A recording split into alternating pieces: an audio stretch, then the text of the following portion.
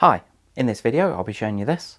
It's the housnat-centrifugal-juicer, and what I want to do today is to show you around the juicer some of the features and benefits that it offers, and also, as you can see here, I've got some fruit and vegetables, so I want to give it a go and see how well it performs. Just before I start, I would appreciate it if you subscribe to my YouTube channel. Just give us a quick thumbs up. What I do is I talk about household appliances. I do specialise in vacuum cleaners, and there's normally a bit of tech in there as well. There are a lot of juicers on the market, and they vary a huge amount in price. The reason I've chosen this one is partly because of the price. I couldn't believe how cheap it was. I have posted a link below if you want to go and check that out. But the other reason is the size of it. What I wanted to do, because although I'm at work at the moment, this is a product I'm going to use at home. I wanted to try and get a bit more into healthy eating, just to stop this growing, and I thought this is a good start for me. But as I say, I wanted the size of the unit to be small, because on the worktop I haven't got a huge amount of space. So when it's sat on your worktop, then as far as the dimensions, you're looking around 35 centimetres. That's including the jug that needs to go next to it. Just under 14 inches. And as far as the depth, so front to back, you're looking around 15 centimetres, or around 6 inches. And for the height of it, you're looking around 33 centimetres, or around 13 inches. Of course, if it's going under a cupboard, then you will need to pull that out because you need to feed the fruit and vegetables into the top here, so you need to allow a bit of space at the top.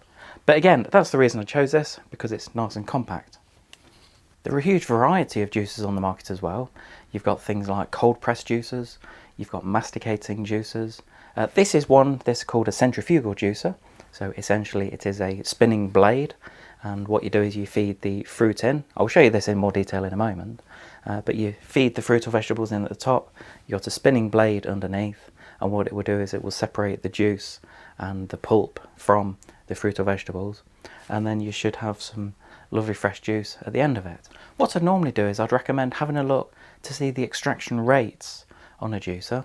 Now, I know for some people you're thinking, well, it's just a juicer, it's just getting the juice out of the fruit or vegetables.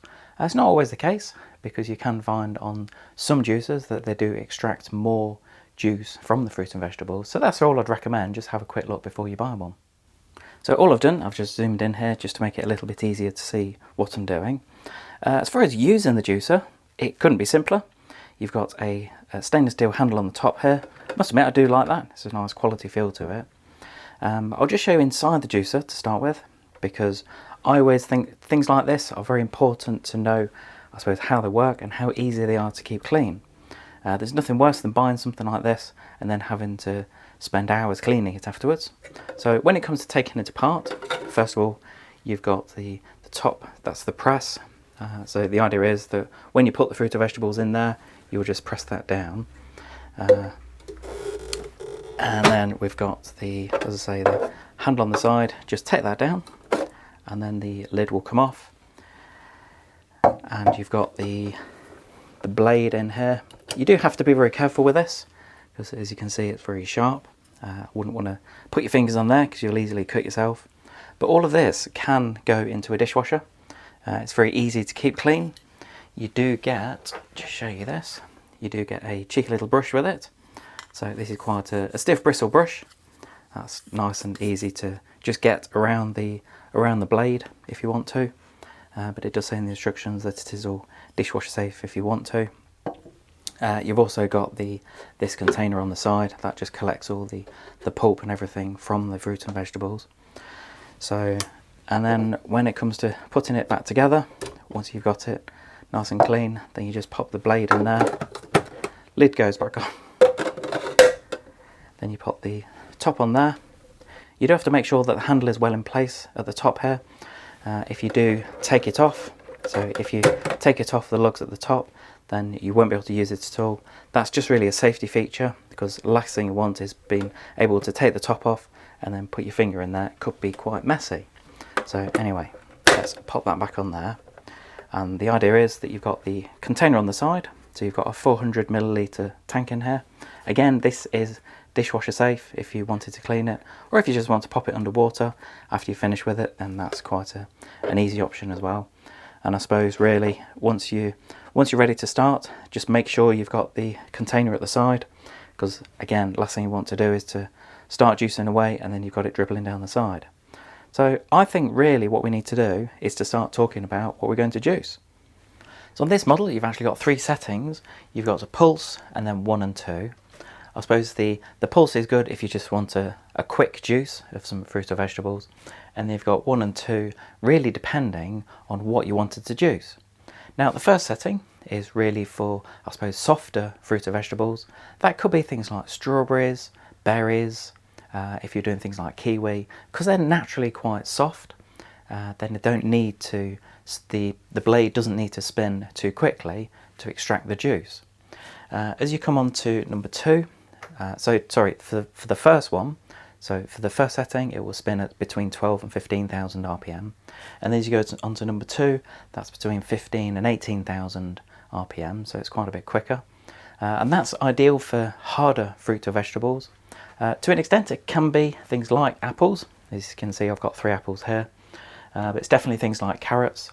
And it is recommended to have everything at room temperature.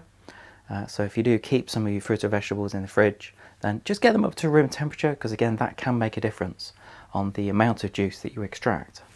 There is also a debate as to whether you peel or core fruit or vegetables. What you'll find is that some fruits, they do need to be peeled, but there's quite a few others. So I suppose things like oranges, you would want to peel those and try and get rid of some of the pith that goes around the orange. But when it comes to things like apples and carrots, it's recommended just to, I suppose, cut them up to make sure they can fit in the shoot. But apart from that, there's not really a lot else to do. I suppose all we would recommend, just give them a quick wash before you put them in. So as they say, the proof is in the pudding, or in this case in the juicing. So what I'm going to do is I'm going to start off with the apples. What I am going to do, because they are a little bit soft at the moment, I am going to try it on the slower setting, so I'm going to try it on number 1, just to see how we get on. Now the shoot in here is around 64 millimeters in diameter. The apple itself is just too big, so I have got a knife here, so I'm just going to chop it into half.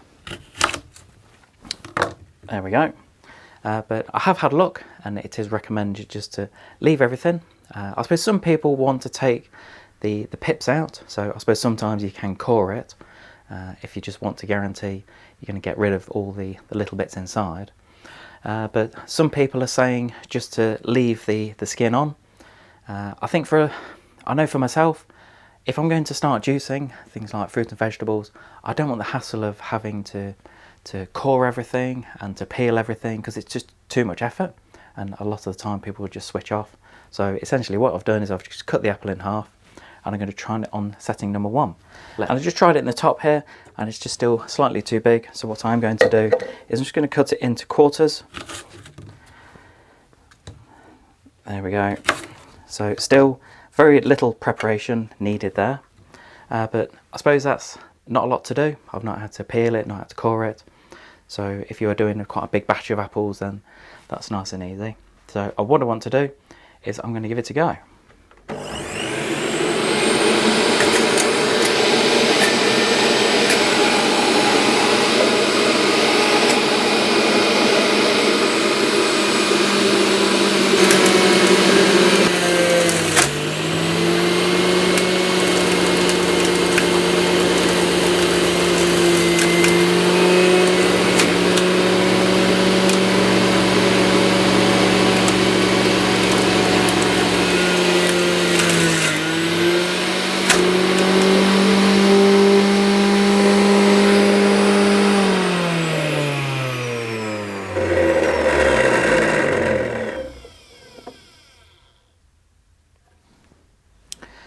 There we go. So that's my first apple juiced. As you can see, that's the juice in there. So that's just from 1 apple. And again, I did that on the slower setting. I'm actually really impressed. And what I was trying to do is I'll try and it is recommended not to push it down too hard. You want to try and let the blade do the work. Because if you're trying to push it down, then you might not extract as much juice as you can. I think really the ultimate test is going to be to actually try it now. I do love the way that this is laid out. You've got almost a little spout on the edge here. So let's have a look. and I'm really impressed. Even though I didn't core it, I didn't peel it, there is absolutely nothing in there. No bits whatsoever. And that is fantastic. I know for a lot of children, I've got 2 kids myself, and they love juices. They're going to be really impressed when I show them this tonight. I'm recording this quite early in the morning. It's around 7 o'clock in the morning, and at the moment this is really refreshing. I have had a cup of coffee, but this is really nice. So just out of interest, what I'm going to do is I'm going to try the same again, but I'm going to try it on the faster setting, because I suppose with apples there is a debate whether you do it on the slower or the higher speed. So with the last 2 apples, because I really enjoyed that, I'm going to try it on number 2 setting. So I'll just pop that back underneath, chop the apples into 4 again.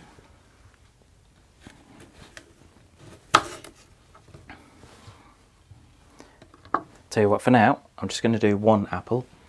So, let's have a go.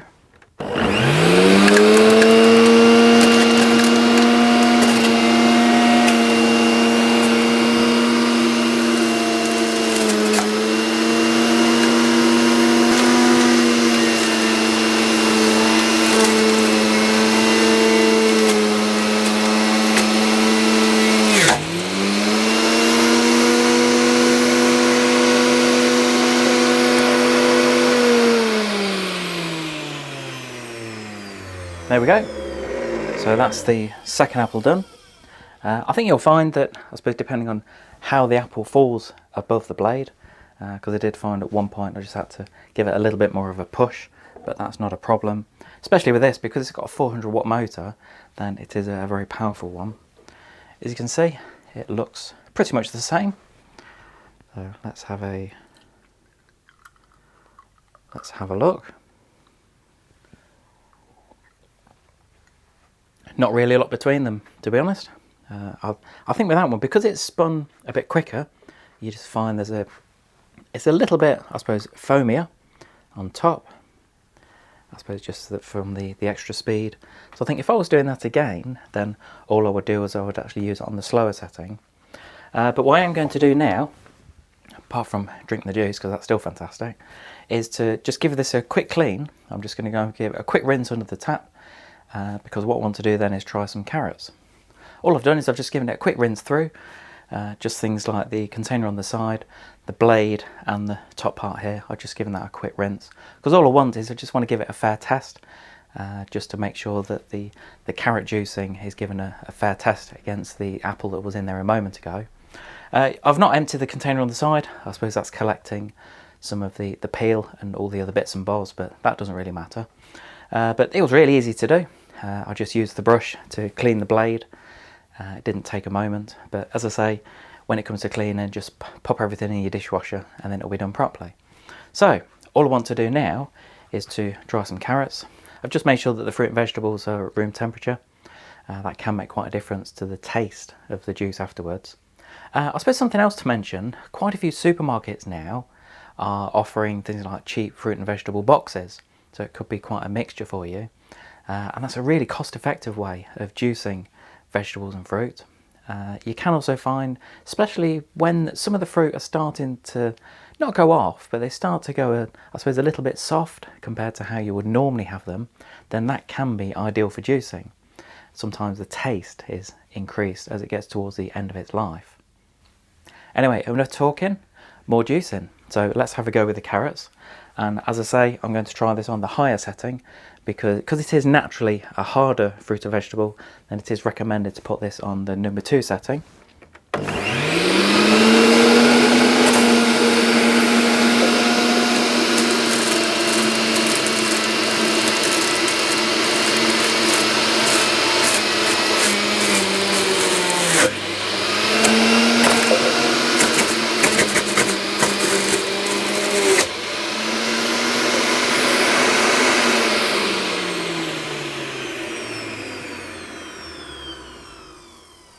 Absolutely fantastic. I must say the carrot went through a lot easier than the apple earlier. I think because of the size of the apple, I think as it got towards the bottom, because I put all 4 chunks in one go, it started to get a little bit stuck. So that's probably my mistake. But as you can see here, that's the carrot juice there. So let's see what this tastes like.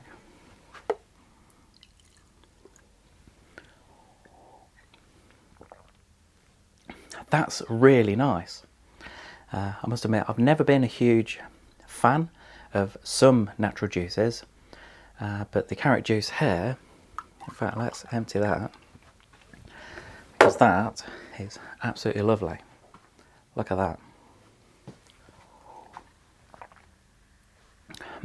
Really nice. And again, there's no bits whatsoever in there. I'm really impressed.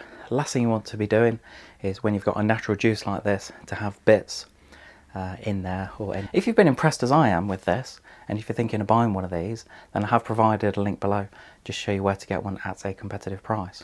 I hope you enjoyed this quick video on the housnat-centrifugal-juicer. I must admit, I've really enjoyed making this video. I'd always like it where I get a bit more interactive, things like making the juicing and then especially drinking it as a bonus at the end. But as I say, I hope you've enjoyed the video. If you've got any questions on the juicer, then I'm certainly going to be using this one at home. So if you've got any questions, just pop in the comments and I'll get back to you. Also, if you have got one of these, then let me know what you think, because I do always appreciate the feedback. All I normally say is please subscribe to my YouTube channel. Just give us a quick thumbs up, leave any comments below on the video. Anyway, thanks for watching.